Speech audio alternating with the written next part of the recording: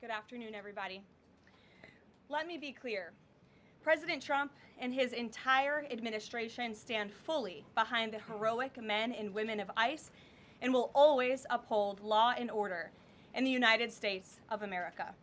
The deadly incident that took place in Minnesota yesterday occurred as a result of a larger, sinister, left-wing movement that has spread across our country, where our brave men and women of federal law enforcement are under organized attack.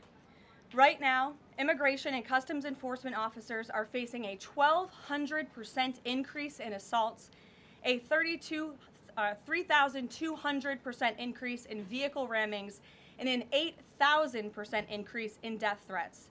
ICE agents are faithfully enforcing federal law to protect the safety of the American people by removing criminal illegal aliens from our country, which is exactly what nearly 80 million Americans elected President Trump and Vice President J.D. Vance to do. Radicals in the Democrat Party are furious over this.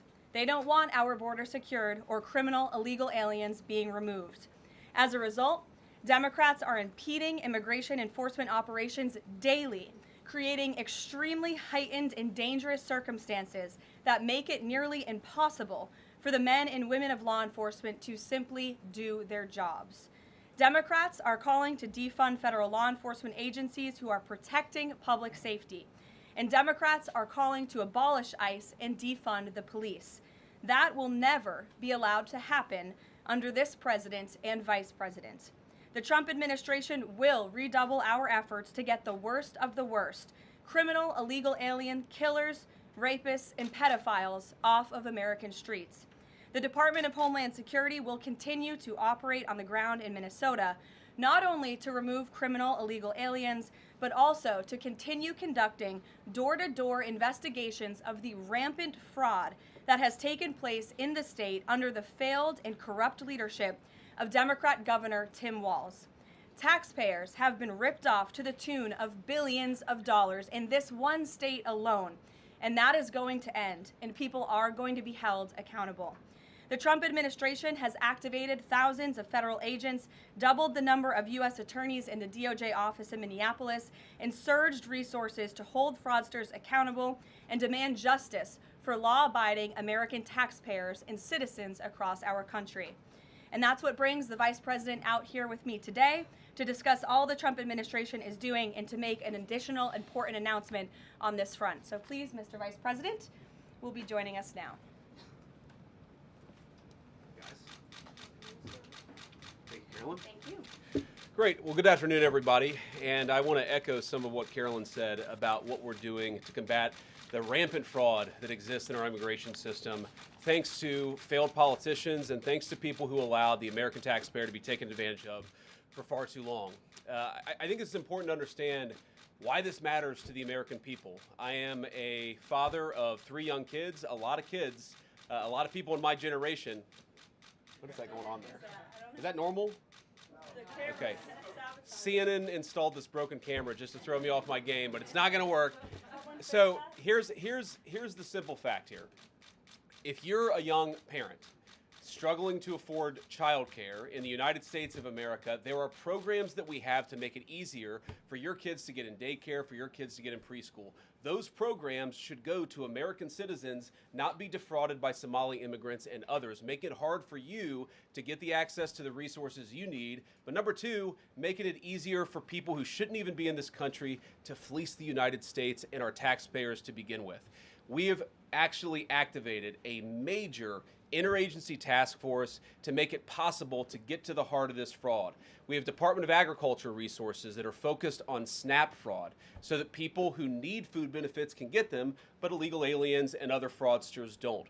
We have over 1,500 subpoenas that the Department of Justice has issued to get to the heart of the fraud ring. We've done almost 100 indictments, mostly Somali immigrants, but also a few others. And of course, we're looking in with broad investigatory authority to a number of the instances of wrongdoing that we've seen in Minneapolis. But we also want to expand this. We know that the fraud isn't just happening in Minneapolis, it's also happening in states like Ohio. It's happening in states like California. And so what we're doing in order to help coordinate this remarkable interagency effort from the Trump administration, but also to make sure that we prosecute the bad guys and do it as swiftly and efficiently as possible, is we are creating a new Assistant Attorney General position who will have nationwide jurisdiction over the issue of fraud. Now, of course, that person's efforts will start and focus primarily in Minnesota, but it is going to be a nationwide effort because, unfortunately, the American people have been defrauded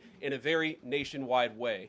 I want to thank a couple of people for their cooperation, in particular Pam Bondi, our Attorney General, first of all, for getting a lot of resources to Minneapolis to start to investigate and prosecute this fraud, really at an industrial scale. We've never seen fraud like this in the history of our country. Pam has been doing a great job to get the resources there to uncover it, but importantly, creating a job like this often takes months, sometimes even longer. When we realized that we needed this Associate Attorney General position, Pam got this person up and running in about a week. We're going to make the nomination hopefully in the next few days. We'll obviously let you guys know who that is when we do it. I've talked to Senate Majority Leader John Thune, who has promised me swift confirmation for this official, but this is the person who is going to make sure that we stop defrauding the American people.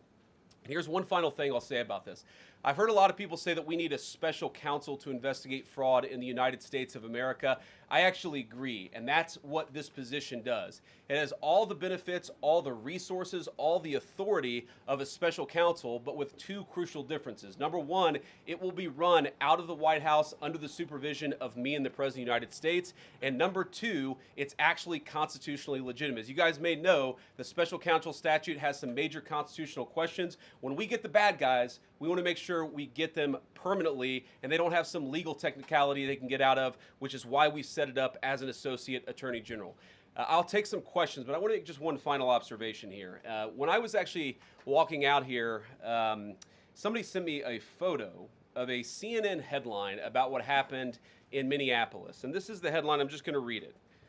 Outrage after ICE officer kills U.S. citizen in Minneapolis. Well, that's one way to put it, and that is the way that many people in the corporate media have put this attack over the last 24 hours. And I say attack very, very intentionally because this was an attack on federal law enforcement. This was an attack on law and order. This was an attack on the American people. The way that the media, by and large, has reported this story has been an absolute disgrace, and it puts our law enforcement officers at risk every single day.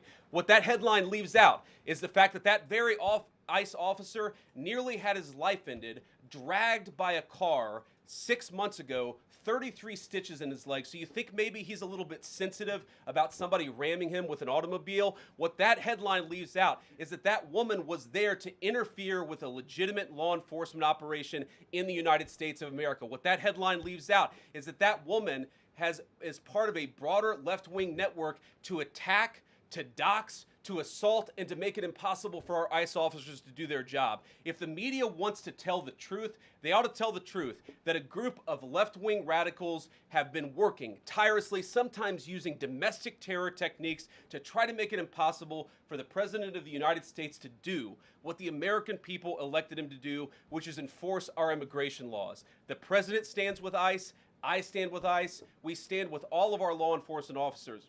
And part of that is recognizing that you people in the media, not everybody in this room, but many people in this room have been lying about this attack.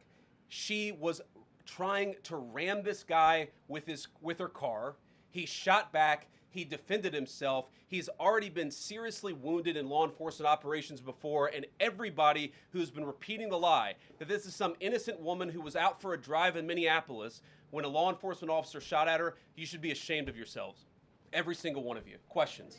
Thank you, Mr. Vice President. I wanted to read a quote from Tim Walz earlier today. He said, "When things looked bleak, it was Minnesota's first that held the line for the nation on July 3rd, 1863, and I think we may be in that moment now."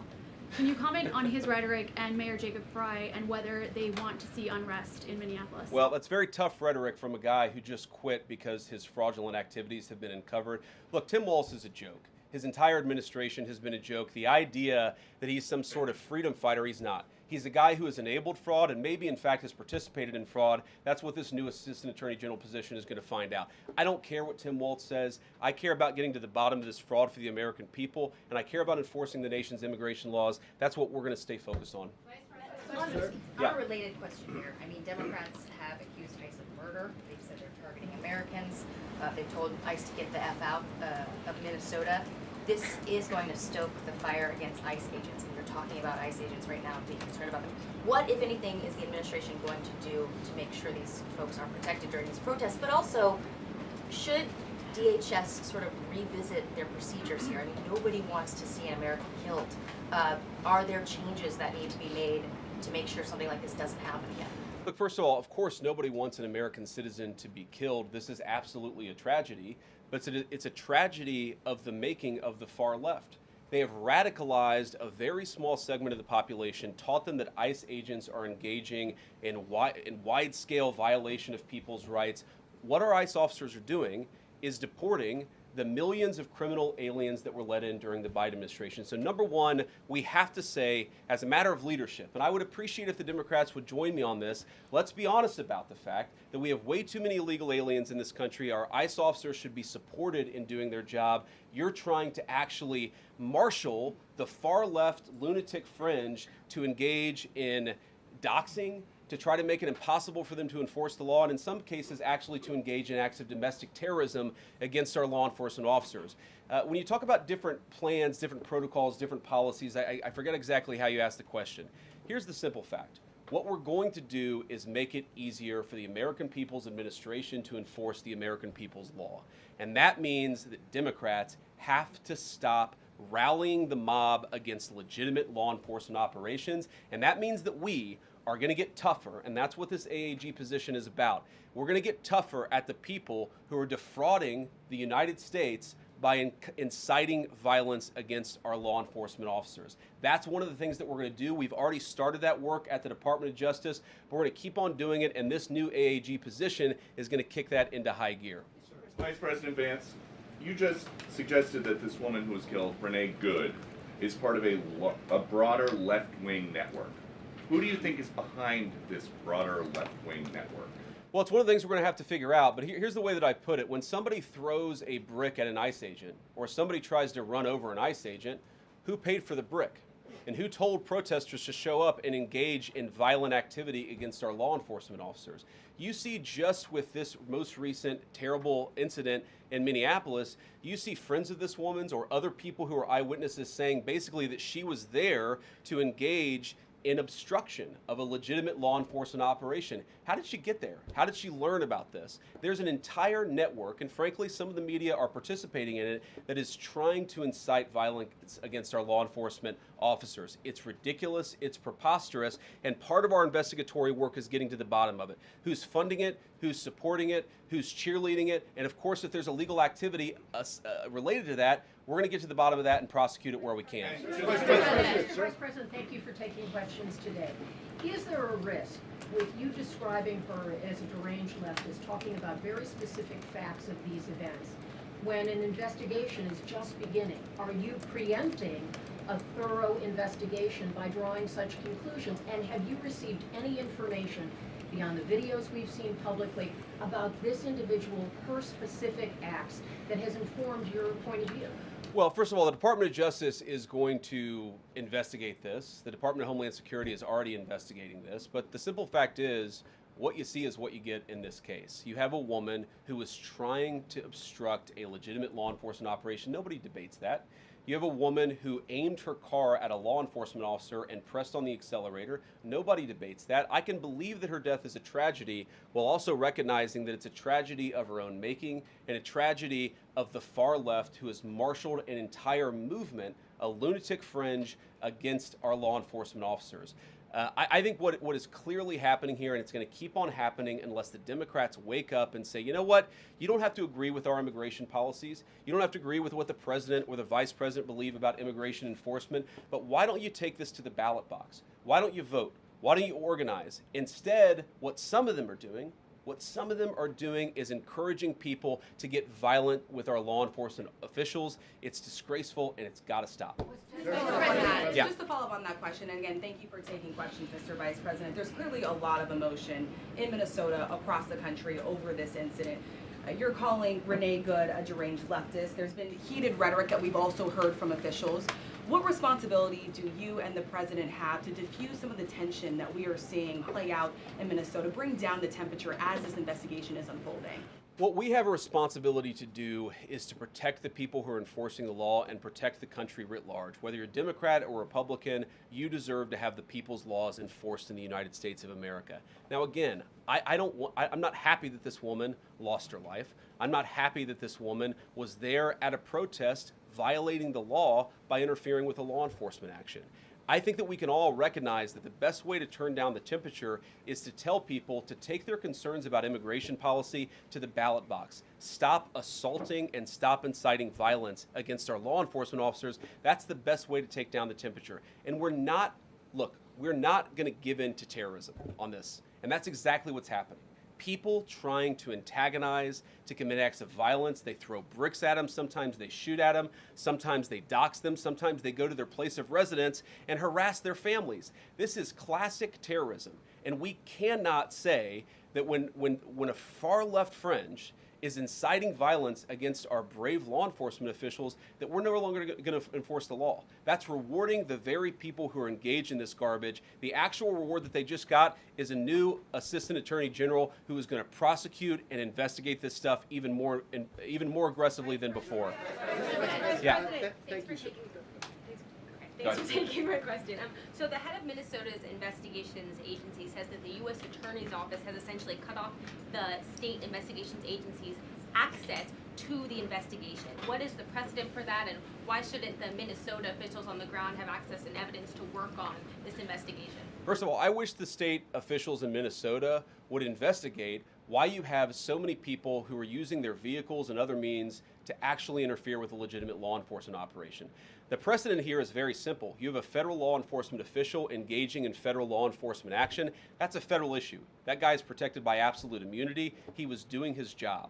The idea that Tim Walz and a bunch of radicals in Minneapolis are going to go after and make this guy's life miserable because he was doing the job that he was asked to do is preposterous. The unprecedented thing is the idea that a local official can actually prosecute a federal official with absolute immunity. I've never seen anything like that. It would get tossed out by a judge. So what I'd like Minnesota to focus on is the real issue that they're encouraging people. Minneapolis officials are encouraging people to commit violence against ICE officials. It's ridiculous. It's got to stop.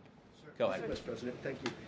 You said earlier that there's a left-wing network to attack, to dox, to assault, and make it impossible for ICE officers to do their job. You told my colleague just now that there's an investigation going on into that network. Yep. So if everything that you say is true, how does being part of that network justify being shot?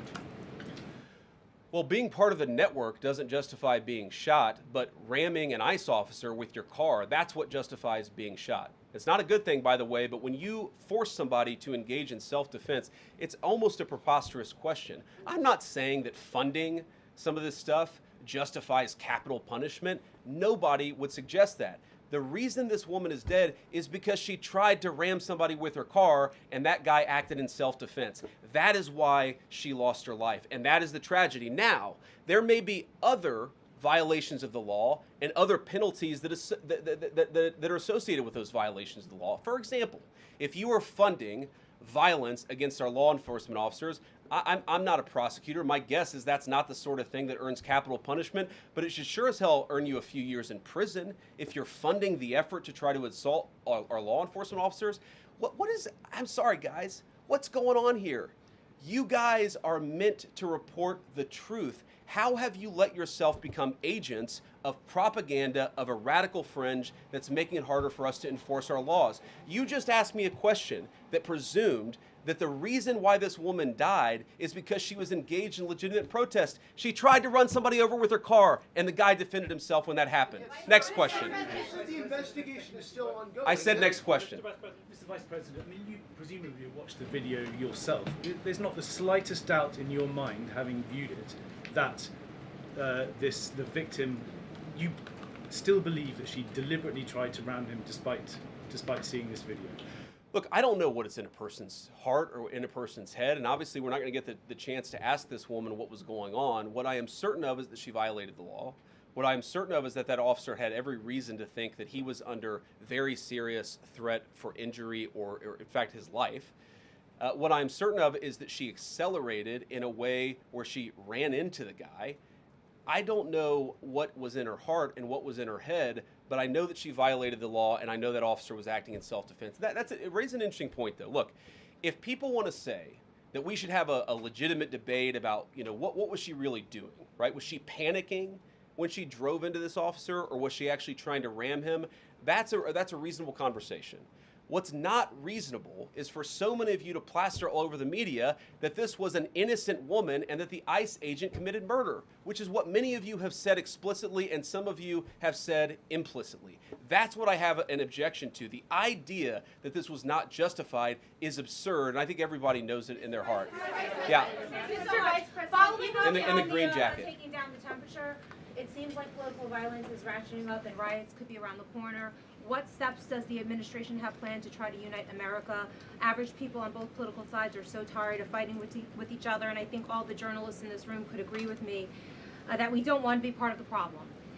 Do you have any words to unite America? I know you don't want to be a part of the problem, and I think that's true of a lot of you. I'm not sure it's true for everybody, because the reporting over this has been one of the biggest scandals I've ever seen in media. I've never seen a case so misrepresented and misreported when you have a guy who was defending himself and is now being treated as some sort of federal assassin by so many of the people in this room. First of all, let me say about crime. You mentioned violence. One of the things we're proudest about is that you saw violent crime over the last year drop by 20%. Why is that drop by 20%? Is it because we're attacking our law enforcement officers, or is it because we in the administration are empowering our law enforcement officers to enforce the law? I think that's one of the ways you take down the temperature, is you make people feel more secure and safe in their person and property. That's why we care so much about protecting our law enforcement, because it accrues to the benefit of the entire national community. I think that we can absolutely talk about the ways in which, we can lower the temperature by discussing differences in a reasonable and rational way. Again, I'm happy to talk with any congressional Democrat or any of you about our immigration policy, about why I think it's necessary, about why I think it's in the best interest of the country, about why the President of the United States was elected to actually enforce the border for the first time in at least 4 years. So here's the problem. That's not the debate so many people are having. They are actively covering for people who are committing acts of violence against federal law enforcement. It is preposterous. The way to take down the temperature is to stop it. Have your debates about policy. Attack me. Attack the President of the United States. Don't attack our law enforcement officers. They are trying to do the job the American people demanded that they do. They are not policy actors. They are enforcing the law. They should be treated with a modicum of dignity and respect. And the fact that they're not is why incidents like yesterday happened. The one final point I'll make about this is, look, there's a part of me that feels very, very sad for this woman, not just because she lost her life, but because I think she is a victim of left-wing ideology. What young mother shows up and decides they're going to throw their car in front of ICE officers who are enforcing legitimate law? You've got to be a little brainwashed to get to that point to where you're willing, not just to protest, that's fine, not peacefully protest, but throw your vehicle in front of legitimate law enforcement officers and drive your car into them. To get to that point, you have to be, I think, radicalized in a very, very sad way. I certainly wish that she hadn't got there. I know there's an ICE officer right now who very much wishes he was not put in the position where he had to fire a gun to defend his own life. Yeah. Thank you, Mr. Vice President.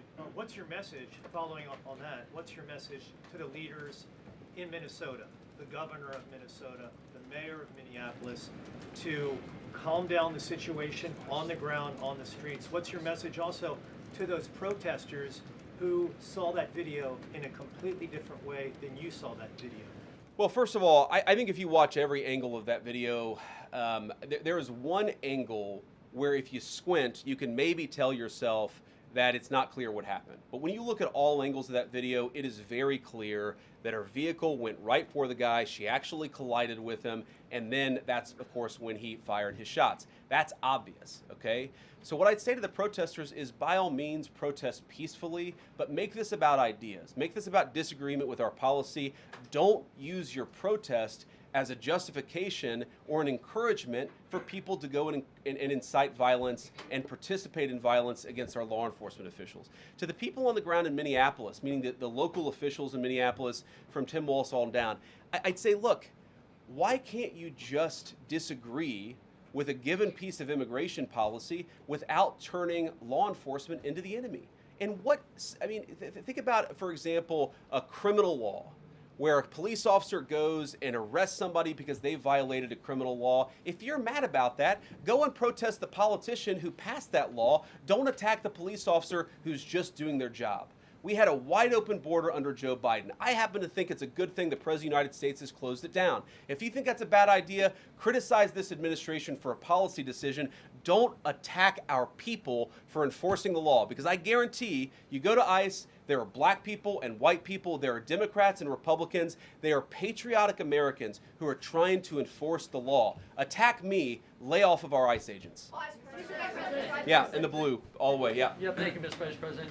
You've called on Tim Walz to resign. Can you lay out the case as to why he should step down? Well, look, I think Tim Walz should resign because it's very clear either that he knew about the fraud in Minneapolis, he knew about the welfare fraud, or at the very least he looked the other way. I mean, this is not like Lex Luthor, right? This is not movie villain fraud. This is the lowest IQ possible fraud. This is, we're going to take the absence of kids and set up a daycare center where there are no children, and we're going to call our early childhood education center the Quality Leering Center. By the way, if you can't spell learning, maybe you shouldn't be in early childhood education. But people got rich off of this. We know that there were schools who either had no enrollment or at least they overstated their enrollment. Tim Walz, either it was unbelievable incompetence or he was in on the fraud. That's one of the things we're going to get to the bottom of. Sir. Thank you, Mr. Vice President. Can you explain the difference between this Associate Attorney General and a special counsel? And do you envision this being a permanent position or having more of a limited scope? Well, it's going to be permanent until we get to the bottom of what's going on, so I think it's going to last for at least the remainder of the administration. What's different about it from a special counsel is, if you remember, the Jack Smith case where the special counsel was found unconstitutional, one of the big issues there is that that person was not an appointed person, completely aside from all the other issues that the person was a lunatic and that the case had no merit.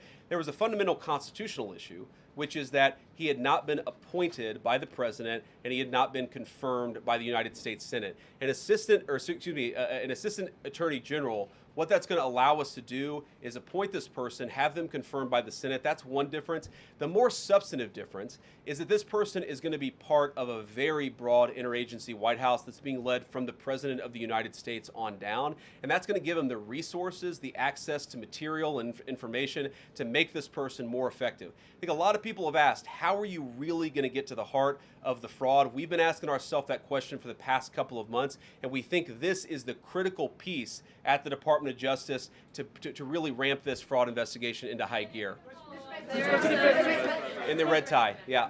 Vice President Vance, I wanted to ask, what's your message to far leftist agitators who feel emboldened to obstruct ICE activity in Minnesota and around the country? Well, I think they shouldn't feel emboldened because now they have an assistant attorney general who is going to prosecute and investigate their fraud and their violence more aggressively than it has ever been investigated in the United States of America. We are doing so much to try to find the financing networks and the domestic terrorism networks that legitimate this violence, that fund this violence, and that, of course, engage in the violence. These people should not feel emboldened because they have, for the first time, maybe in American history, an administration that is not going to tolerate political violence of any kind from anywhere. Yeah. We're not clear today that the entire weight of the federal government is behind these ICE agents and this ICE agent in particular. There is still a federal investigation happening on the ground. Does that mean that they are not looking into this ICE agent at all? They are just focused on the woman who was in the car? What is the investigation if the federal government has already determined that its weight is behind this ICE investigation? So what do you mean? When you say investigation, do you mean investigation of the shooting yesterday or of the fraud that's happening in Minneapolis? Yesterday. Okay, look, DHS, as I understand it, has an investigation already ongoing. I know that other organs of our government are looking at this. So yes, there's certainly an investigation that's happening right now. But as part of the broader fraud investigation, a lot of what we're doing with the Department of Justice has already started.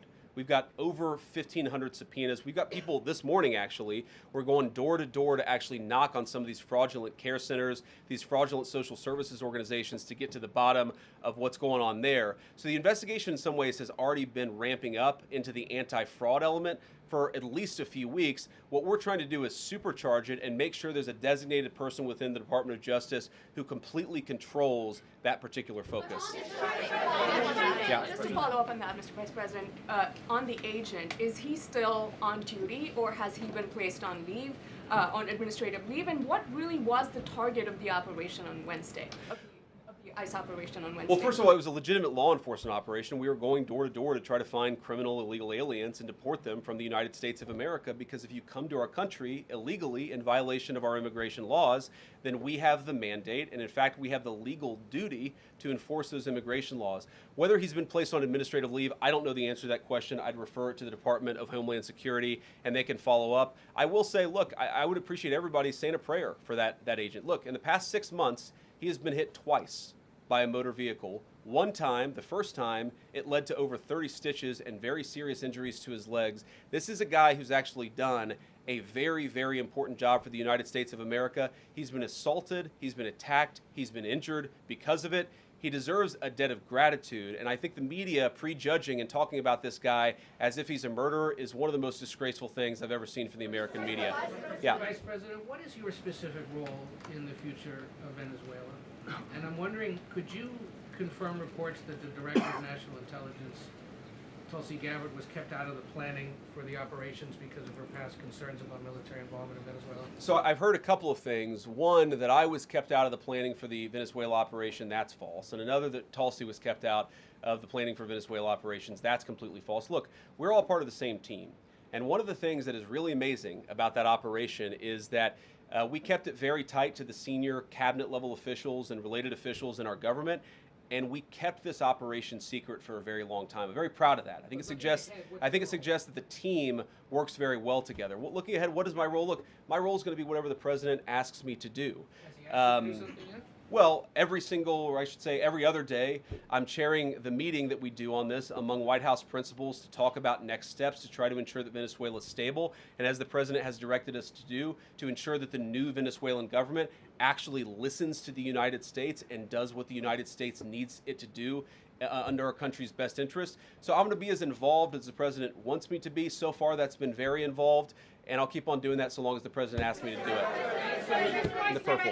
Yes. Even Mr. beyond the War Powers Sorry, resolution. we'll go purple and then we'll go pink or whatever that is in front. Royal purple. And then beige. All right. Okay. Are there any indications, you talked about the network, are there any indications that the lady who was shot, I know there are different reports from there, her wife said they were new to the area.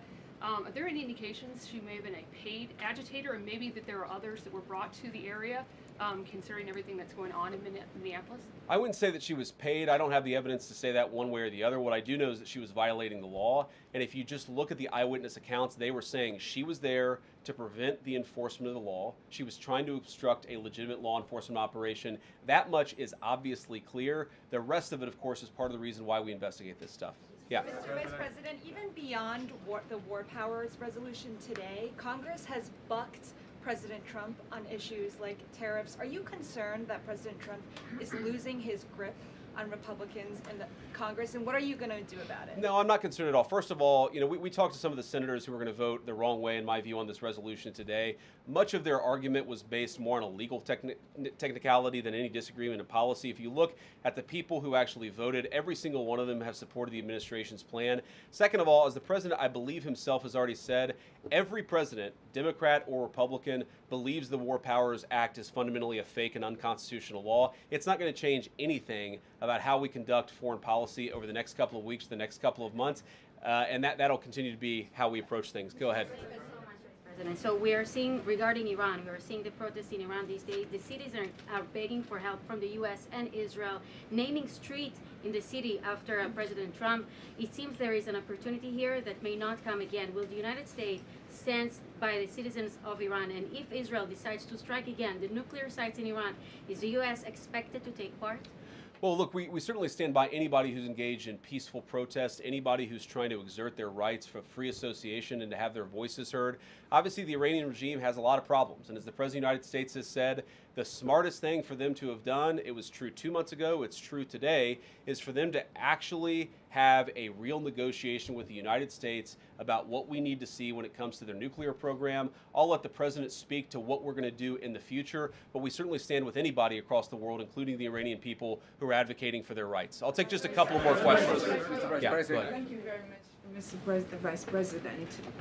Concerning Venezuela, how would you assure the Caribbean region that they will remain a zone of peace? Because some member states in the region are concerned.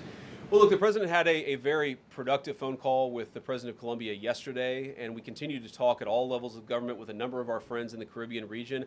I actually think this is really good for peace in the Caribbean, because when you take away a major source of illegal cartel revenue, which is the cocaine trade, the fentanyl trade, other sources of illicit revenue, you actually remove the power of one of the main destabilizing forces in Latin America and in the Caribbean. I really do think, look, we say it all the time, this is the President of Peace. One of the ways that you establish peace in your own hemisphere is to make it clear that the United States is going to be respected, that the United States is willing to take power away from criminal cartel organizations and give it to legitimate governments. That's how we see the future of the Western Hemisphere, and we think it's going to be much more peaceful than it was certainly under Joe Biden. I'll take one more question. Go ahead. Mr. Vice President, thank you. On Greenland, do you have a message for European leaders? Many in Europe reject the idea that the island could be for sale. Well, first of all, Secretary Rubio, I believe, is meeting with the leaders of Denmark and Greenland next week, I want to say it is, but maybe it's the week after that.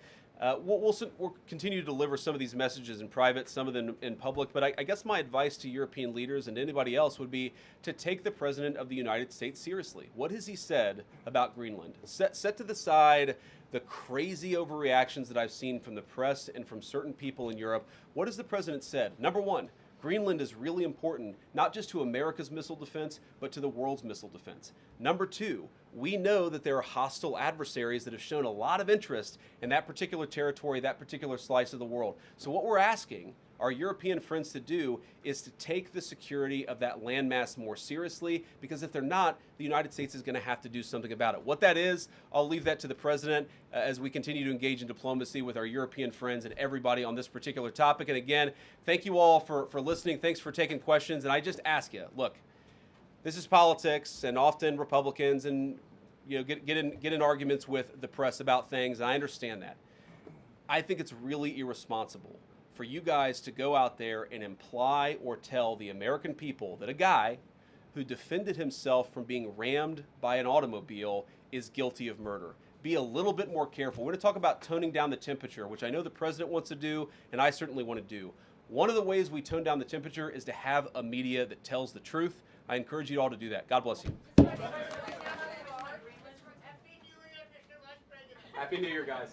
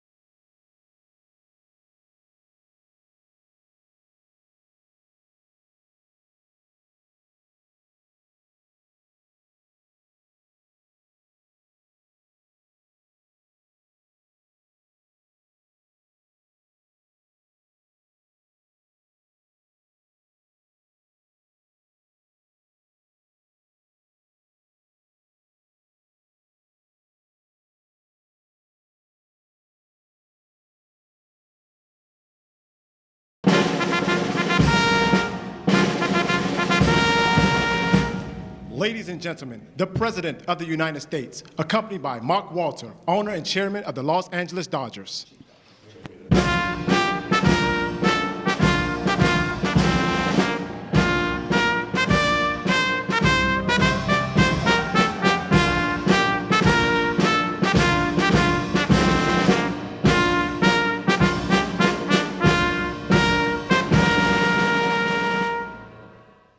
good-looking group. I see some people oftentimes, like politicians behind me, it's not so pretty. That is a very good-looking group of people. And I'm thrilled to welcome to the White House and very special people, actually, very talented people, the 2024 World Series champion, the Los Angeles Dodgers.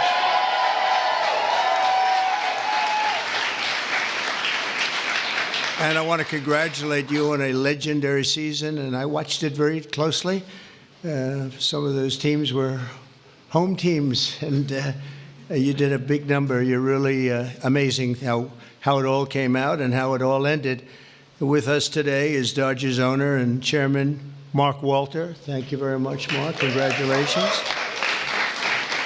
President Stan Kasten, one of the greatest managers of the really ever to wear the Dodger blue. Dave Roberts, what a time he's had.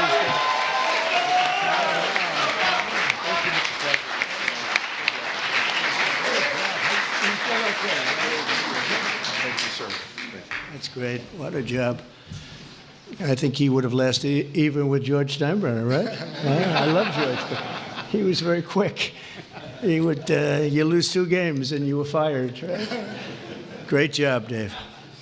Also want to recognize Secretary of Agriculture. We have some great people, Brooke Rollins, who, you know, when I came to office, they said the eggs are gone through the roof. Eggs.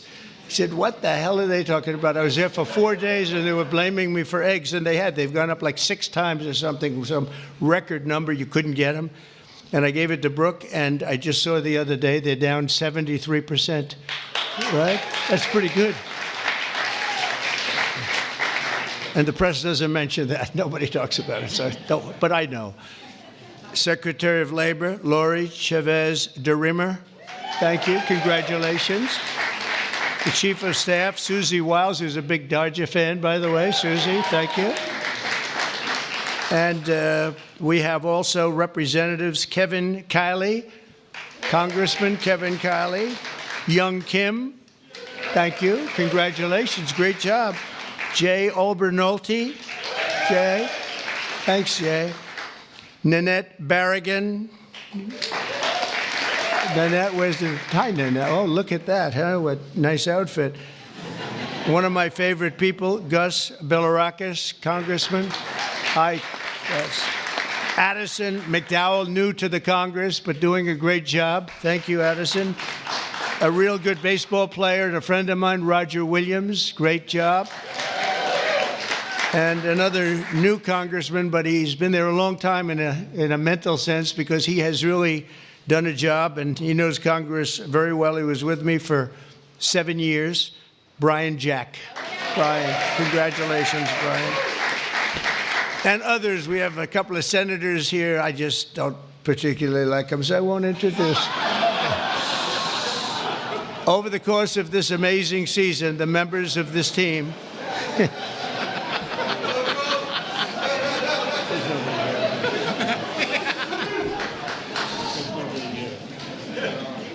I didn't think it was that big a deal, actually. Washington. Over the course of this amazing season, the members of this team gave us some of the most incredible performances ever seen in the baseball diamond. In all of baseball history, only 6 players have ever hit 40 home runs and stolen 40 bases in a single season. And an elite group known as the 40-40 Club. It's a 40-40 club, and very few people make it. But unanimous National League MVP, Shohei Ohtani.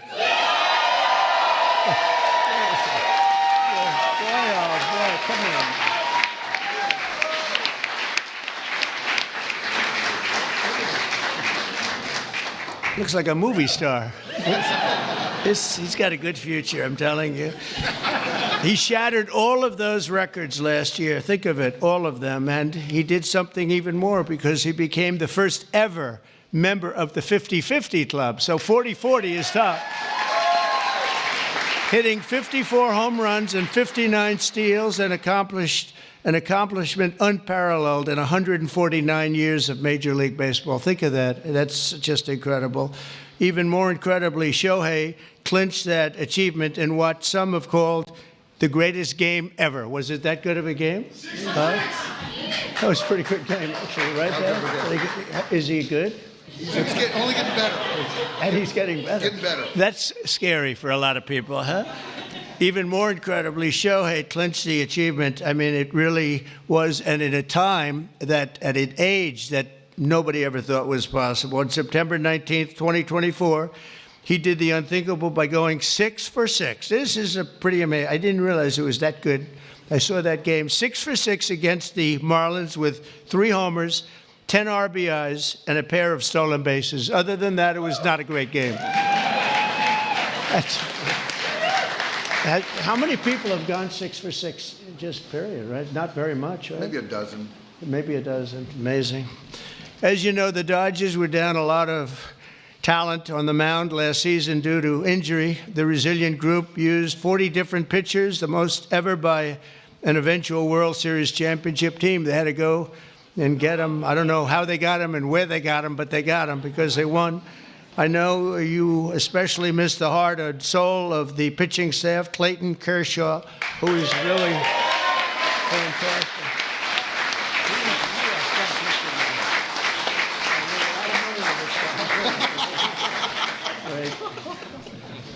These are the best-looking people I've ever seen. It's incredible.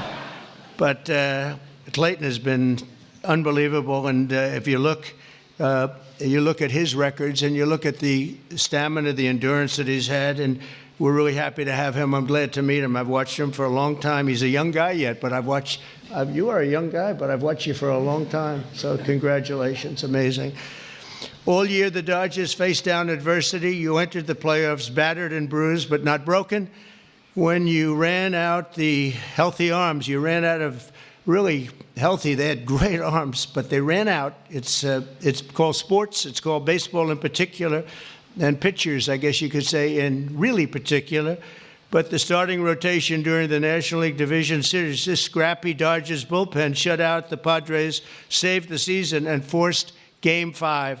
Then key players battled back from midseason injuries to help deliver the National League pennant, including superstars Mookie Betts. Oh, is he good?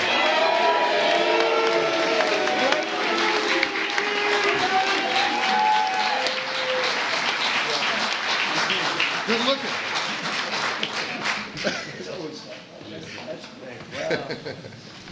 Mookie, that guy can play, can't he? I mean, unbelievable. You really, Mookie is, I've been watching it. I don't want to say I watched him when he was on Boston, but I did. I didn't think that was a particularly good trade when they made it, and I happened to be right. And Max Muncy, I want to congratulate Max. Max. Come here, Max. His arms are very strong when I touch them. I'm used to shaking politicians and hitting their armors like Jell-O, and now it's like steel. All these guys, but Max, that's great, and also Yoshi Yamamoto. Yoshi.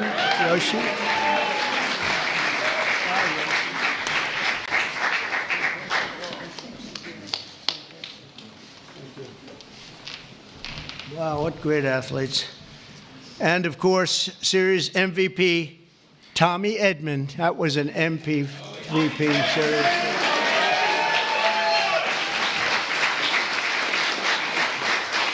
It's a good feeling, right? With all these guys, you're the guy, right? Well, that's pretty good. That's a lot of talent you had to beat out there for the MVP. But they all had an incredible. Tommy was 407 with 11 RBIs in 6 games. That's not bad, right? That's not bad. Great job. When it counted, too. Next came the blockbuster World Series against another iconic team known as the New York Yankees. I love the Yankees. George was a great friend of mine. He had very few friends, but he was.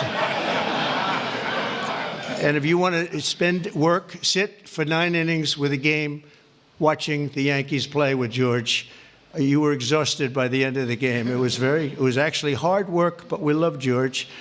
And they're doing a good job, and they're doing well this season, and you're already 9-2. And so you're doing a good job. Maybe you see the same thing over again. In Game 1 of the World Series, Freddie Freeman on a sprained ankle. He's a great player with a broken finger and a broken rib. Channeled Kirk Gibson's legendary walk-off home run in Game 1 of the 1988 World Series. That was a game that pretty much everybody remembers. He could hardly swing the bat, but he swung it one time, and it was a shot. On the first pitch Freddie saw in the bottom of the 10th, he hit an unforgettable walk-off grand slam home run, the first in World Series history. It's amazing. The Dodgers rode the momentum to win 2 of their next 3 games, placing them on the verge of baseball immortality in a dramatic Game 5, down 5 runs on the top of the 5th.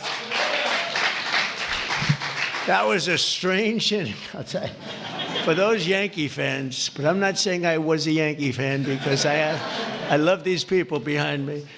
But down 5 runs in the top of the 5th with 2 outs and the bases loaded, the Dodgers gave us one of the grittiest half-inning World Series events, showings that anybody's ever seen. Mookie started the rally by beating out a routine ground ball to first, which he's fast as hell. I don't know how the hell you can...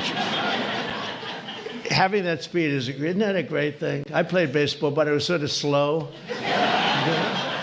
I wasn't fast. Driving in the phenomenal Kike Hernandez. Where's Kike?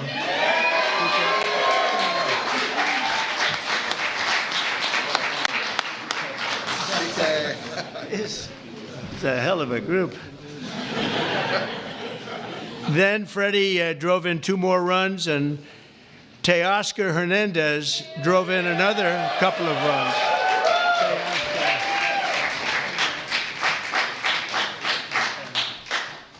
That's a group. Teoscar, so you're doing well this season too? A little bit. Yes, that's what I heard. That's what I heard. After a few dominant innings from Blake Trainin. Where's Blake? I heard dominant, right?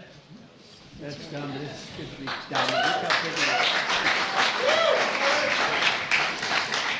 Great job, Blake. And the team was crowned the World Series champion against a great team. The Yankees are a great team and always a great franchise. And I guess, I don't know, like 28 or something. They've won a lot, probably, or maybe more than any team in history overall.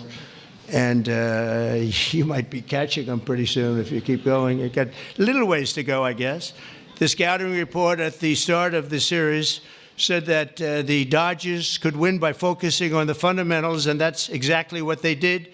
You showed America that it's not about individual glory. It's about the team digging deep and sprinting right through first base, and you did that all the time. I watch some games. I love baseball. I don't get to watch as much as I'd like, but you always see a spirit on this team. I think a lot of that has to do with the ownership and the management, frankly. But you see a spirit on the Dodgers that you don't see with a lot of teams. A lot of teams I turn on, I say, oh, let's forget it. When I turn on the Dodgers, I like to watch the team. And now that I've gotten to meet these guys personally, I'll like it even more. I'm going to like it even more, and you're off to a great start. After seeing how successfully you've begun the season, I can tell you that you can plan on being back here. I hope you're going to be back here next year. I don't want to give you too much because we want to have a little suspense for next year, but I will tell you, we're going to go down. We're going to do something we don't do generally. We're going to run them down really fast. I have a game today. Do you have a game today or tonight? We're going to run them down to the Oval Office, and we're going to show them the fabled Oval Office, and there's nothing like it. And this wonderful owner, one of the greatest owners in sports, by the way, from everything I've heard, one of the greatest owners in sports, along with your other compatriots, right, fellas? It's a great team of owners, and that's very important. But he said they'd love it, and I think he'd like to do it himself. So we'll get out of here, and we will run. We'll sprint down, and we'll see the Oval Office, which is really something to see, you know? It's funny, people come from all over, the biggest people, the richest people, the most powerful people, and they come and they go into the Oval Office and they just stare. Oh, wow, that's something. They all have beautiful offices. They have offices that are the best in the world in many cases, but they love the Oval Office. So with all of that, I'd like to now introduce you to the Dodgers chairman, Mark Walter, to say a few words, and then we're going to follow that up with Clayton, who's going to say a couple of things, and that's a great representative of a great team. Thank you very much. Mark, thank you.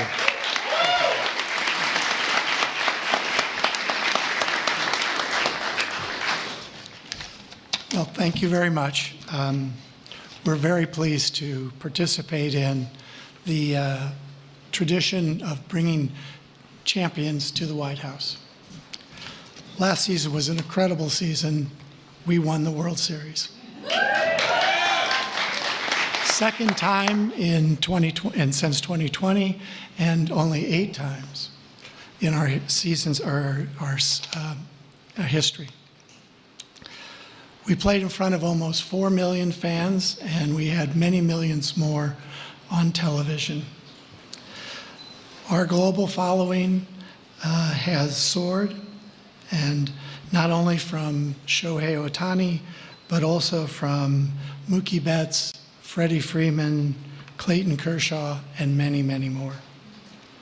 Alongside this on-field success, we have been deeply immersed in our community. Our players and managers have supported have each had foundations and support for communities. Our trust last year has committed $100 million to help Chicago or LA Fire. And so on behalf of the organization, I want to thank you. Thank you very much.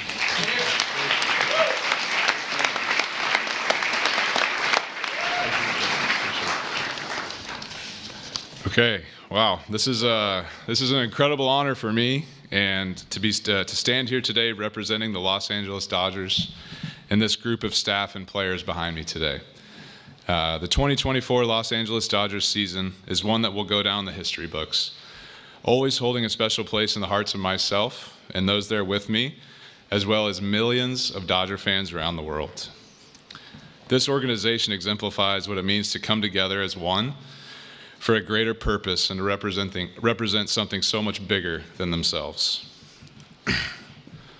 The selflessness and humility that each one of these players and staff have shown over the last year is truly an inspiration. They have constantly played hurt, switched positions, and taken the ball to put the team first. As a spectator for our championship run last year, I was in awe of this group. Their unwavering confidence, coupled with the selfless pursuit for team excellence, was an inspiration. That is why I'm so grateful to get to speak today on their behalf, as I know none of them would say this about themselves. Moving forward, I hope the 2024 Dodgers can serve as an inspiration to many like they were